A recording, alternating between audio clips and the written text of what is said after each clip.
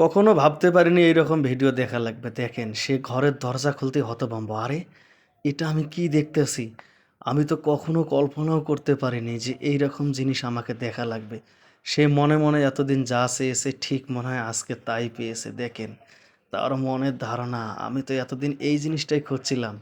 আর সে জিনিসটা কিনা আমার হাতের কাছেই। সে এটা ভেবেই কিন্তু নিজে, নিজেই ফিল নিচ্ছে এবং সে আজকে একদম তার মন মানসিকতা ফুল এখন চলে গিয়েছে যে ছেলেটা শুয়ে রয়েছে তার দিকে।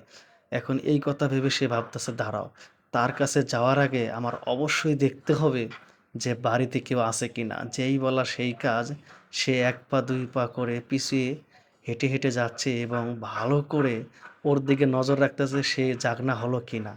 এখন সে দেখতে যাচ্ছে যে বাড়িতে কেউ আছে কিনা। দেখেন সে চতুর্দিকে তাকাচ্ছে হলরুমে আশেপাশে দেখতেছে যে কেউ নেই। যাক সে মনে মনে অনেক খুশি কারণ বাড়িতে আজকে আমি আর ও ছাড়া কেউ নেই। এটাই সুযোগ। এই সুযোগটা আমাকে কাজে লাগাতে হবে। আর যেহেতু আমি অনেক দামি গহনা পরেছি, অনেক সুন্দর শাড়ি পরেছি, বিয়ে বাড়ির থেকে এসেছি, তার মানে ও আমাকে দেখলে ও অনেক পছন্দ করবে। সত্য কথা, আমি বিয়ের দাওয়াত খেতে গিয়েছি ঠিক, কিন্তু আমার উদ্দেশ্য ছিল ছেলে মানুষ দেখা। কাউকে মনের মতো পেলাম না। কিন্তু আমি তো কল্পনাও করতে পারিনি যে আজকে বাড়িতে এসে ওকে পেয়ে যাব। দেখেন সে ১ পা ২ পা করে আবার ঘরের দিকে আসতেছে এবং ছেলেটা কিন্তু ব্যাকুল ঘুম। সে চাচ্ছে যে সে ঘুমিয়েই থাক। কারণ সে যেন বুঝতে না পারে যে আমি তার কাছে এসেছি। দেখেন, সে আস্তে, আস্তে কি করবে ঘরের দরজাটা লাগিয়ে দিবে। কারণ সেই ছেলেটা যেন বুঝতে না পারে যে ঘরের ভিতরে সে ছাড়া অন্য কেউ প্রবেশ করেছে। দেখেন যেই বলা সেই কাজ, সে আস্তে করে ঘরের দরজার ছিটকিনিটা লাগিয়ে দিল এবং মনে, মনে ভাবতেছে এই তো সুযোগ। সে আর আমি ছাড়া কেউ নেই। আজকে ওকে আমি ইচ্ছামতো ভালোবাসা দেব এবং ইচ্ছামতো আমার মনের কথাবার্তা যত কিছু আছে সব আদান-প্রদান করব। এতদিন আমি আমার স্বামীর কাছে যে জিনিসগুলো পাইনি, আজকে মনে হয় আমি ওর কাছে পাবো। দেখেন সে কি করবে, অনেক খুশি। যাক, আমার বেশি কথা না বলে এখন ওর কাছে যাব।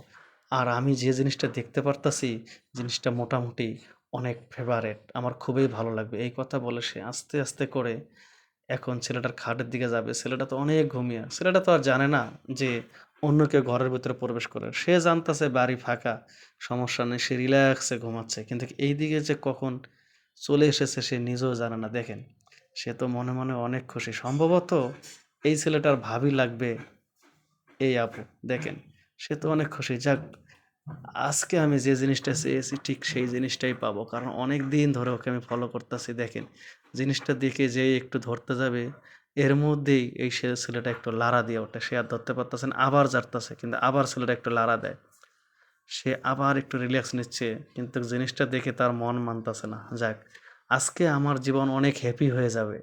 আমি যদি আদর্শ এক ভালোবাসা পাই। যেই বলা সেই কাজ। সে আবার এখন ছেলেটাকে ধরতেছে। ছেলেটা আবার লাড়াচাড়া দিয়ে ওঠে। সে আবার ধরতে পারতেছে না। তার কিন্তু ভয়, ভয়ও লাগতেছে এবং ধরতেও মন চাচ্ছে।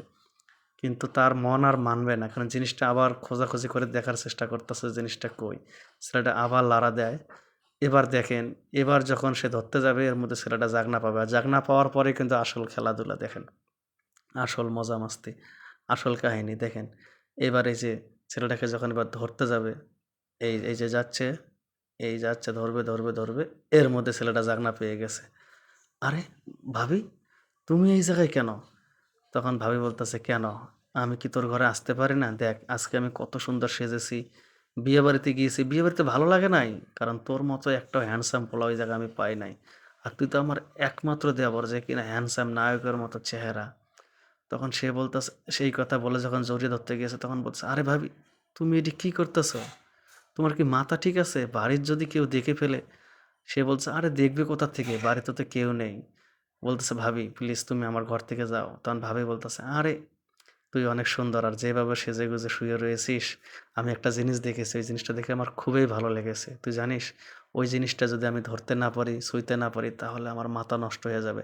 আর বাড়ি ফুল ফাঁকা, কারণ আমি পুরো বাড়ি দেখেছি তুই আর আমি ছাড়া কেউ নেই।" এই কথা বলে যখন ধরতে যাবে তখন ছেলেটা বলতেছে, "ভাবি আমি তোমার মতলব বুঝছি। প্লিজ তুমি এই জায়গা থেকে যাও। উপরে উপরে একজন আছে সে ভালোভাবে দেখতেছে, ভাবি তুমি এখান থেকে যাও।